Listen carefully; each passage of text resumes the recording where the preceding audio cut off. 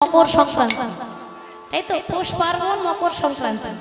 মকর সংক্রান্তি মানে সেদিন মকর সংক্রান্তির দিনে আমাদের সূর্যদেব ধনু রাশি থেকে মকরে যায়, আর ধনু রাশি থেকে মকরে গমন করে বলে দিনটাকে বলা হয় মকর সংক্রান্তি। এই মকর সংক্রান্তির দিনে কি করতে হয় মা? গঙ্গা স্নান করতে হয়, আবার যমুনাতেও স্নান করতে হয়। গঙ্গাতে বা যমুনাতে যদি 5 বার ডুব দেন মকর সংক্রান্তির দিনে, ব্রহ্ম মুহূর্তে, সূর্য ওঠার আগে ব্রহ্ম মুহূর্তে যদি 5 বার ডুব দেন, আপনার আয়ু বৃদ্ধি পাবে। মানে যা আয়ু এনেছেন তার থেকে আয়ু দ্বিগুণ বাড়বে, আপনার মনের ইচ্ছা পূর্ণ হবে এবং সমস্ত পাপ আমাদের ধুয়ে চলে যাবে। 5 বার ডুব দিতে হবে, সমস্ত মনের পাপ ধুয়ে চলে যায়। তাহলে বাবা এই শুভ দিন আমাদের আস্তে আস্তে কিছুদিন পরেই আসছে, সে যমুনাতে কিংবা গঙ্গাতে, গঙ্গাতেও দিতে পারেন আবার যমুনাতেও দিতে পারেন। তাহলে আজকে ব্যাপারটা আমাদের বোঝা গেল যে রাধারানী কৃষ্ণ আলাদা হলো কেন? শ্রীরামের অভিশাপে। 100 বছর কৃষ্ণকে তুমি ছেড়ে থাকবে, একা হয়ে থাকবে, তাই রাধারানীকে ছেড়ে কৃষ্ণ চলে গেছিল মথুরা, তাই রাধারানী বৃন্দাবনী এমন দশা। এবারে মূর্তিটা আঁকছে, এবার কিন্তু বদন এঁকেছে। বদনটা এঁকে আজ মুখে মুখ দিয়া রাই কাঁদিয়া কাঁদিয়া, মুখে মুখ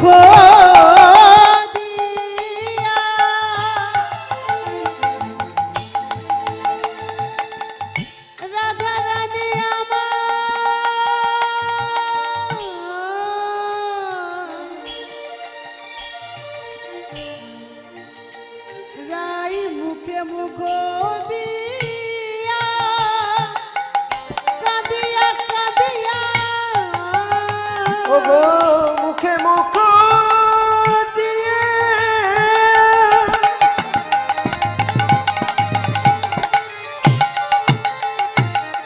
কাঁদিয়া কাঁদিয়া তারও শোনে কহে কথা, রাই মুখে মুখ দিয়া কাঁদিয়া কাঁদিয়া তার শোনে কয়ে কথা। দাস যদু নাথে কই শোনো রসম, দাস যদু নাথে কই শোনো রসম, দাস যদু নাথে কই শোনো রসম, দাস যদু নাথে কই শোনো রসম, আসিয়া দেখো হে দাস যদু নাথে কই শোনো রসম, আসিয়া দেখো হে। আমরা তো বাবা শুনে শুনে গাইছি, একজন লিখেছেন আমরা সেটা পড়ে শুনে গাইছি। ভাবুন যিনি লিখেছেন, দেখেছেন সাক্ষাৎ আবার লিখেছেন, তিনি কত ভাগ্যবান, তাই না বাবা? একদিকে লীলা দেখছেন আর একদিকে শাস্ত্রে কলম দিচ্ছেন, তিনি না, তার নাম কি? যদুনাথ দাস। যাতে যদুনাথে কয় শুনোর সময় আসিয়া দেখো হে দাস যদু নাথে কই শোনো রসম, আসিয়া দেখো হে। তুমি একবার এসে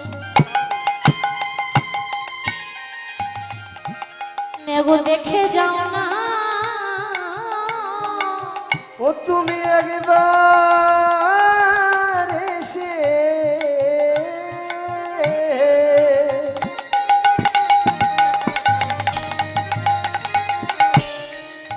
তুমি দেখে যাও না, তোমাদের রাধা রানী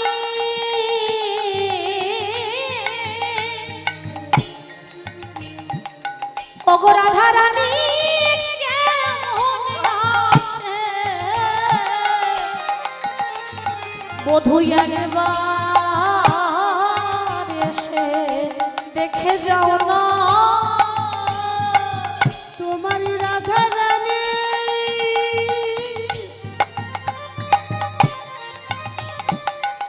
তোমারই রাধা রানী কেমন আছে,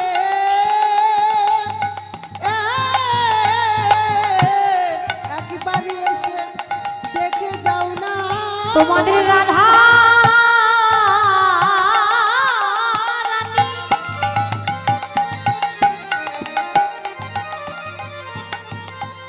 তোমাদের রাধা রানী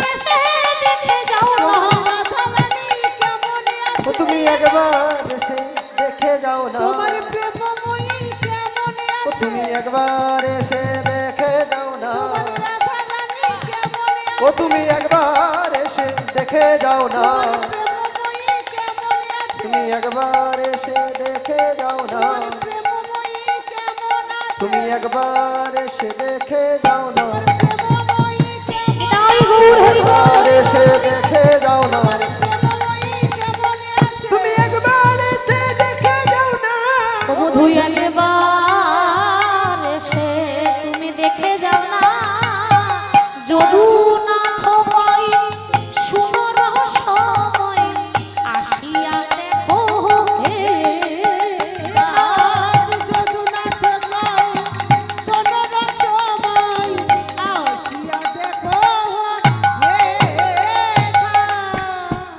বাবা। ভগবান বললেন কর্মের ফল সবাইকে ভোগ করতে হয়, শুধু রাধারানী বা কেন করবেন না? যেমন কর্ম তেমন ফল, জন্ম হোক যেথা সেথা কর্ম ভালো চায়। ভগবান বললেন আমরা দেখবেন বলি যে হে প্রভু তুমি আমাদের দুঃখ দিয়েছো, কষ্ট দিয়েছো, যন্ত্রণা দিয়েছো, তো ভগবান শুধু আমাদেরকে দুঃখ দেয় না গো।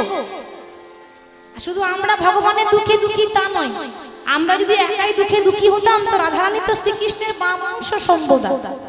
মা সীতা ছিল রামচন্দ্রের স্ত্রী, তাই তো? আচ্ছা বলুন তো, তো রামচন্দ্র নিজের স্ত্রীকেও রেহাই দিয়েছিলেন? রেহাই দেয়নি। যেমন কর্ম তেমন ফল। বলবেন কেন?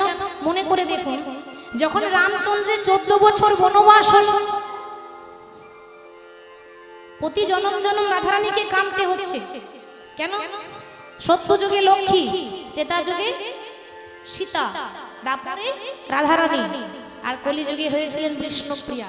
4 যুগে কিন্তু কাঁদতে হচ্ছে। কেন কাঁদতে হচ্ছে দেখুন, যুগে যুগে রাধারানীকেই কষ্ট করতে হচ্ছে। নারী জাতি বলছে 4 যুগেই আমি জনম দুঃখিনী, এ যুগে নয়। তো রাম যখন বনবাসে চলে গেল, বনবাস কত বছর হয়েছিল বাবা? রামের বনবাস 14 বছর। বেশ, আস্তে আস্তে। আপনাদের মনে প্রশ্ন জাগে না যে রামের 14 বছর বনবাস হলো কেন? কার জন্য হলো? আমরা বলি কেন মা, মা কৈকেয়ীর জন্য হলো, নিজের ছেলে ভরতকে রাজা করব বলে, তাই তো? দোষটা শুধু কৈকেয়ীকে দিলে হবে না। দোষটা যদি শুধু কৈকেয়ীর হতো তাহলে রামের বনবাস 24 বছর হতে পারত, 20 বছর হতে পারত, 14 বছর হলো কেন? আগে থেকে ঠিক হয়ে আছে, শুধু কৈকেয়ীর কথা বললে হবে না তো। আগে থেকে কি করে ঠিক আছে দেখুন বাবা, একটু ছোট করে বলি। কথা যখন এলো কি বলবো? আচ্ছা বেশ। রামের 14 বছর বনবাস হলো তার কারণ আমরা রাজা রাবণের কথা সবাই শুনেছি। তো এই রাবণ রাজা, এই রাবণের একটা পুত্র ছিল যার নাম হচ্ছে বাবা মেঘনাদ। তো রাবণের পুত্র মেঘনাদ, কেউ বলে ইন্দ্রজিৎ, দুটো নাম, মেঘনাদ কিংবা ইন্দ্রজিৎ। তো এই রাবণের পুত্র মেঘনাদ হঠাৎ ব্রহ্মার তপস্যা করতে বসেছে বাবা। যুগ যুগ যুগ ধরে যখন তপস্যা করছে, সৃষ্টিকর্তা ব্রহ্মা সন্তুষ্ট হয়ে বললেন বলো বৎস তুমি কি চাও? এবার লক্ষ্য করুন, রাবণের ছেলে মেঘনাদ তখন বলছে যে তুমি যদি আমার সাধনায় সন্তুষ্ট হলে, আমার তপস্যায় সন্তুষ্ট হলে, তাহলে আমাকে এই বর দাও, আমি যেন অমর হতে পারি, আমি যেন অমর হতে পারি। ব্রহ্মা বলছে দেখো বাবা, যে ফুল ফোটে একদিন সেই ফুল ঝরে পড়ে যায়, জন্মিলে মরিতে হবে, অমরকে কোথায় রবে, কোথায় রবে? এই জগতে যার জন্ম হয় তার যে মৃত্যু হয়, হয় এটা কিন্তু বিধির বিধান, জন্ম হলেই মৃত্যু হবে। তা জন্ম তোমার হয়েছে, মৃত্যু তোমার হবে, আমি অমরের বর দিতে পারবো না। মেঘনাদ তখন বলছে ঠিক আছে, তাহলে এমন একটা বর দাও যে কোনো যুগে কোনো রাজাকে দাও না, কোনো যুগে কোনো রাজাকে এমন বর দাওনি, সেই বর তুমি আমায় দাও। ব্রহ্মা তো আর কম চালাক ছিল না বাবা, জগৎ রচনা করছে, সৃষ্টি করছে, বিধির বিধান তো ঠিক হয়ে আছে। ব্রহ্মা একটা টুক করে বর দিয়ে দিল। কি বর? এই চিন্তা করো না, তোমার যাত্রার হাতে মৃত্যু হবে না, তাহলে কার হাতে হবে? যে কোনো মানুষ তোমাকে মারতে পারবে না, একজন ছাড়া। কে জানো? যে পুরুষ 14 বছর খাবে না, আর যে পুরুষ 14 বছর ঘুমাবে না, যে পুরুষ 14 বছর কোনো নারীর মুখে দেখবে না, একমাত্র সেই পারবে তোমাকে বধ করতে। মেঘনাদ ভাবছে বাবা এত বড় বীর আছে কজন? কি গো, ভাববে না মনে মনে এত বড় বীর আছে কজনে, আমরা বাবা দুদিন না খেয়ে থাকতে পারি না, পেটের জন্য এত কিছু করছি। কি গো, তাই তো? সবকিছু পেটের জন্য চলছে আমাদের। যা কাজ করি পেটটা না থাকলে সমস্যা থাকতো না, সব পেটের জন্য করি বাবা। তাহলে মানুষ দুদিন না খেয়ে থাকতে পারে না, তাহলে এমন কে আছে যে 14 বছর না খেয়ে পড়ে আছে? কেউ পারবে? আমরা পারবো না। একজন আছে, রামের ভাই লক্ষণ। রাম 14 বছর খেয়েছিল, লক্ষণ খায়নি। কেন? এটাই জানতে হবে আজকে। যখন রাম বলছে ভাই লক্ষণ আমি 14 বছর খেয়েছি, তুই খাসনি, তার প্রমাণ কি আছে? লক্ষণ বলে দাদা গো, প্রমাণ ছাড়া কথা বলবো না দাদা। প্রমাণ যদি চাও আমার কাছে প্রমাণ আছে। আমি 14 বছর ফল খাইনি, তার প্রমাণ 14 বছরের ফল আমি জমা করে রেখেছি। তুমি চলো নিজের হাতে গুনে দেখে নেবে, চলো। রাম যখন গুনছে বাবা, রাম যখন গুনতে বসেছে, এই 14 বছর ফল গুনতে গুনতে গুনতে গুনতে 7টা ফল কম পড়ে গেল। রাম বলছে ভাই এই 14 বছরের মধ্যে 7টা ফল কম পড়ছে কেন? তার মানে 7 দিন তুই খেয়েছিলিস, কি তাই তো?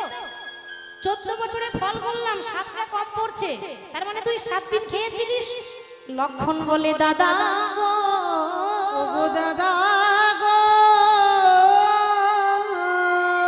দাদা আরে 7 দিন ফল আনিনি তো খাবো কেমন করে? 7 দিন ফল আনিনি, গুনে দেখে নাও কোন কোন দিন জানো দাদা? যেদিন বনবাসে এলাম, আসার পর খবর পেলাম পিতা দশরথ মারা গেছে। বলি বাবা মারা গেলে ছেলের মুখে কি অন্ন ওঠে, খাবার ওঠে? খেতে পারে ছেলে? বাবা মারা গেলে কোন ছেলে খেতে পারবে বলুন তো? তো যেদিন পিতা দশরথ মারা গেছে খবর পেলাম, সেই দিন ফল আনিনি। যেদিন রাবণ মা সীতাকে হরণ করে নিয়ে গেল, সেই দিন ফল আনিনি। যেদিন পাতালের রাজা মহিরাবণ রাম লক্ষণ দুজনকে বন্দী করে পাতালে রেখেছিল মহিরাবণ, সেই দিন ফল আনিনি। যেদিন ইন্দ্রজিৎ মায়া সীতা কেটেছিল, সেই দিন ফল আনিনি। যেদিন লক্ষণ নাগপাশে বন্দী হয়েছিল, সেই দিন ফল আনিনি। যেদিন লক্ষণ শক্তিশীল মানে করেছিল, সেই দিন ফল আনিনি। আর যেদিন রাম রাবণকে বধ করেছিল, কোন দিন? রাম রাবণকে বধ করেছিল দিনটা কোন দিন ছিল? বিজয়া দশমীর দিন। দুর্গা পূজার পর বিজয়া দশমী হয় না? নবমীর দিনে মা দুর্গা মা চণ্ডী রামকে অস্ত্র দিয়েছিল, আর বিজয়া দশমীর দিনে রাম রাবণকে বধ করেছিল। সেই দিন আনন্দতে ফল আনতে ভুলে গেলাম। নিতাই গৌর হরি হরি বল। রাম বলছি ভাই তুই আমার থেকে বয়সে ছোট হয়ে যা করলি, আমি তোর থেকে বড় দাদা হয়ে তা করতে পারলাম না, বল তুই আমার কাছে কি চাস? লক্ষণ বলে দাদা সোনা দানা টাকা পয়সা কিছু চাই না, দিতে যদি চাও গো দাদা তাহলে এই আশীর্বাদে করো করে। এ জন্মে তোমার ভাই হয়েছি, এর পর জন্মে যেন দাদা হয় গো, পর জন্মে যেন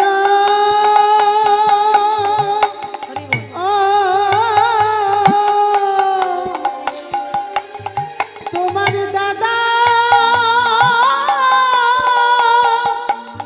দাদা হই গো।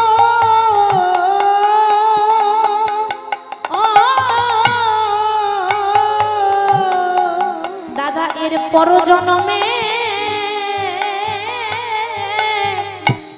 যেন দাদা হয় গো, যেন পরজন্মে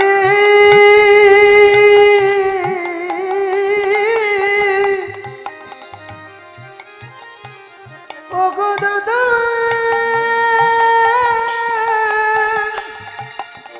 দাদা হয় গো।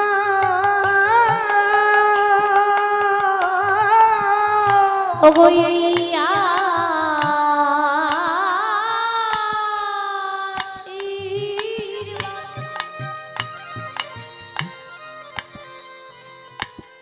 এই আশীর্বাদ করো গো দাদা, দাদা গো এর পর জন্মে যেন দাদা হয় গো। আমায় এই আশীর্বাদ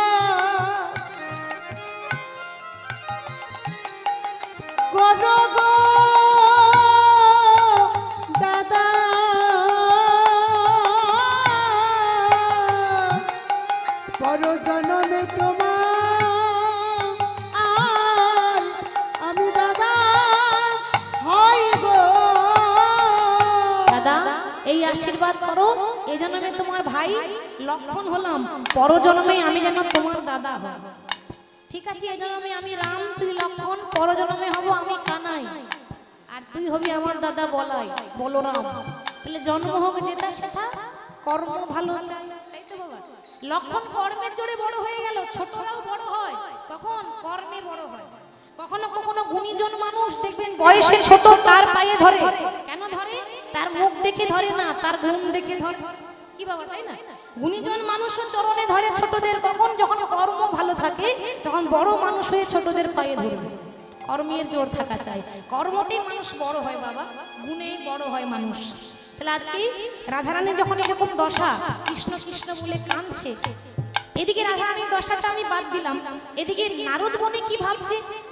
নারদ মুনির মন বড় অশান্ত। কেন? অনেকদিন ধরে ভাবছি আমার মন বড় অশান্ত, এই কোথায় গেলে মনটা যে শান্তি হবে বুঝতে পারছি না।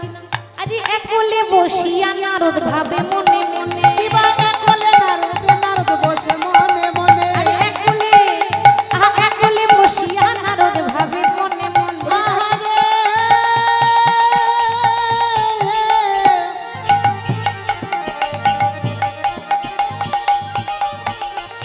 আহারে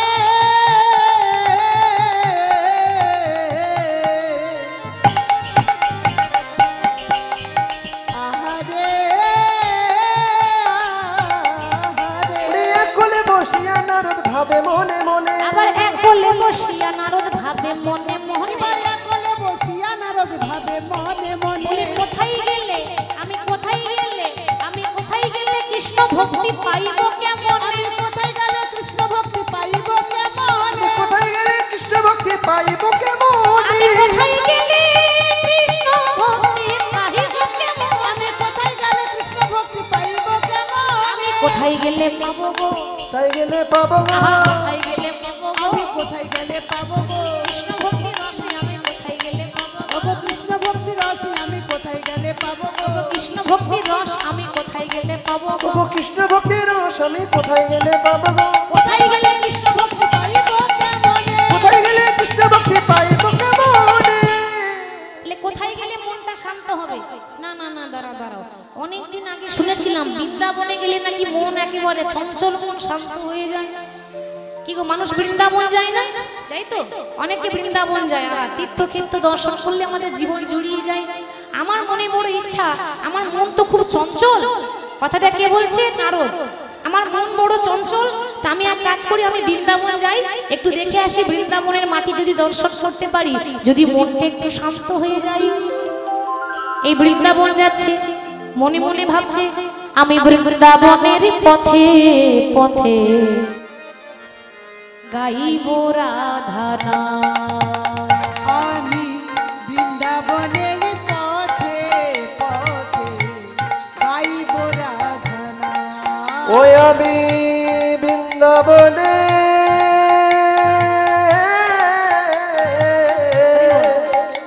হরি হরি। পথে পথে গাইব রাধা নাম। আমার ঘুচে যাবে ওগো মনের কালি,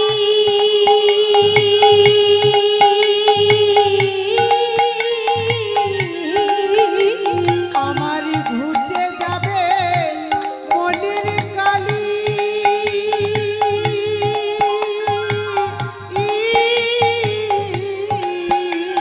ওগো আমার ঘুচে যাবে মনের কালি।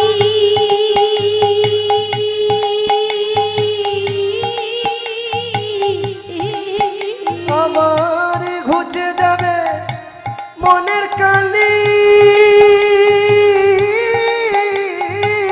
ওগো পূর্ণ হবে মনস্কার বৃন্দাবনের পথে পথে উলুধ্বনি গাই গৌর হরি হর হরি হরি। ওই আমি বৃন্দাবনে পথে পথে গাইব রাধা নাম। বৃন্দাবনের পথে পথে গাইব রাধা নাম। আমার জীবনটাকে কাটিয়ে দিলাম হাজার কাজে ঘিরে। আমার জীবনটাকে কাটিয়ে দিলাম হাজার কাজের ভিড়ে। কত সারাদিন আমরা আবল তাবল কত কথা বলি, হাজার হাজার কথা বলি, সারাদিন কত বক বক করছি, তার মাঝে আমরা আসল কথাটা বলতেই ভুলে যাই। সংসারে সমস্ত কাজ করছি কিন্তু তার মাঝে কৃষ্ণ নাম করতে ভুলে যাই, কি গো তাই না? আমি জীবনটাকে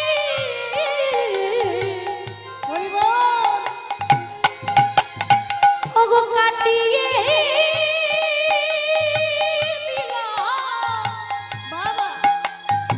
মনে রে হাজার কাজের ভিড়ে ওগো কলির যে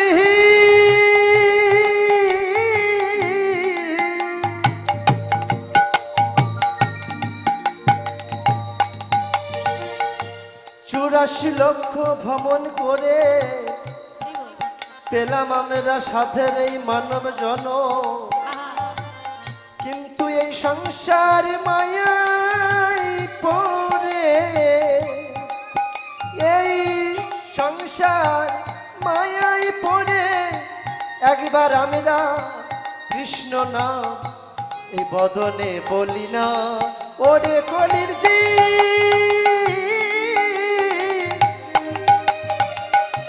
জীবনটাকে কাটিয়ে দিলাম হাজার কাজের ভিড়ে।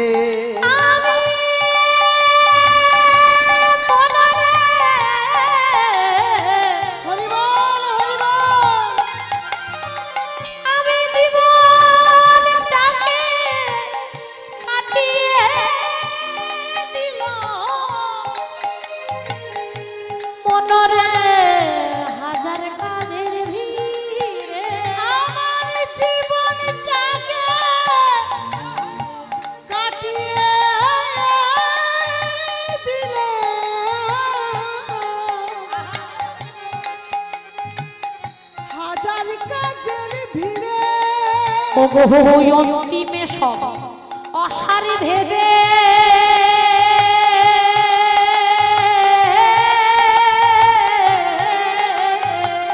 অন্তিমে সব অসারে ভেবে প্রভু এলাম তোমার দ্বারে, আমি ভিক্ষার পাত্র হাতে লয়ে, ভিক্ষার পাত্র হাতে লয়ে ভিখারি সাজিয়া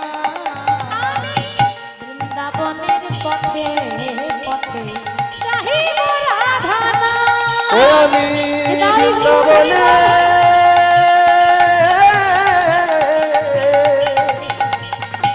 পথে পথে গাইব রাধা নাম।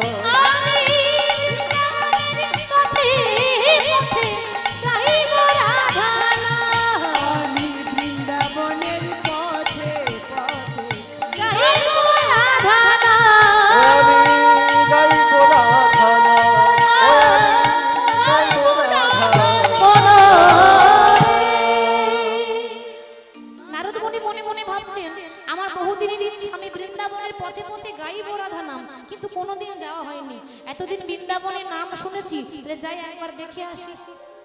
আজ এবার কিন্তু নারদ মুনি বৃন্দাবন যাচ্ছে, তা নারদের বাহন কি বলেছিলাম মা? ঢেকি। তা সে ঢেকিতে চাপিয়ে যাচ্ছে বাবা। আজ ঢেকিতে চাপিয়া নারদ মহানন্দে যায়, ঢেকিতে চাপিয়া নারদ ভাবে মনে মনে, ঢেকিতে চাপিয়া নারদ মহানন্দে যায়, আবার ঢেকিতে চাপিয়া নারদ মহানন্দে যায়, ঢেকিতে চাপিয়া নারদ মহানন্দে যায়। বলি বৃন্দাবনের বৃন্দাবনের আবার বৃন্দাবনের পথে পথে ইতি উতি চাই, বৃন্দাবনের পথে পথে ইতি উতি চাই, বৃন্দাবনের পথে ইতি উতি চাই, বৃন্দাবনের পথে পথে ইতি উতি চাই। নারদ মহানন্দে যাইব, মহানন্দে যাইব, যাইব, মহানন্দে যাইব, বলি বৃন্দাবনের পথে পথে মহানন্দে যাইব, বৃন্দাবনের পথে পথে মহানন্দে যাইব, ওগো বৃন্দাবনের পথে পথে মহানন্দে যাইব, বৃন্দাবনের পথে পথে মহানন্দে যাইব। ঢেকিতে চাপিয়া নারদ ইতি উতি চাই, বৃন্দাবনের পথে পথে ইতি উতি চাই। বৃন্দাবনে ঢেকিতে চাপিয়ে নারদ বৃন্দাবন যাচ্ছে। বৃন্দাবনে যেই নিয়ে এসেছে, ওমা এদিক ওদিক করে তাকিয়ে দেখছে সর্বনাশ। বৃন্দাবনে এলাম জ্বালা জোড়াতে, মানে ভাবলাম এখানে এলে জ্বালাটা চলে যাবে, কিন্তু তা তো গেল না, জ্বালা যেন আরো বেড়ে গেল। ব্যাপার, কোথা থেকে একটা তাপ আসছে না? নারদ ভাবছে একটা তাপ আসছে, কিসের তাপ এটা? এটা তো আগুনের তাপ না, এখানে তো কোথাও আগুনও জ্বলে। এটা তো রৌদ্রের তাপ নয়, এটা দাবানলেরও তাপ নয়, তাহলে তাপটা কিসের? ও এবার বুঝতে পেরেছি, এটা দাবানলের তাপ নয়, এটা সূর্যের তাপ নয়, এটা আগুনের তাপ নয়, এটা হলো রাধারানীর বিরহের জ্বালা। ভগবান কৃষ্ণ রাধারানীকে ছেড়ে চলে গেছে, ছেড়ে চলে গেছে। আদি 100 বছর রাধারানী কৃষ্ণ বিরহিনী হয়ে বসে বসে কাঁদে, বসে বসে কাঁদে।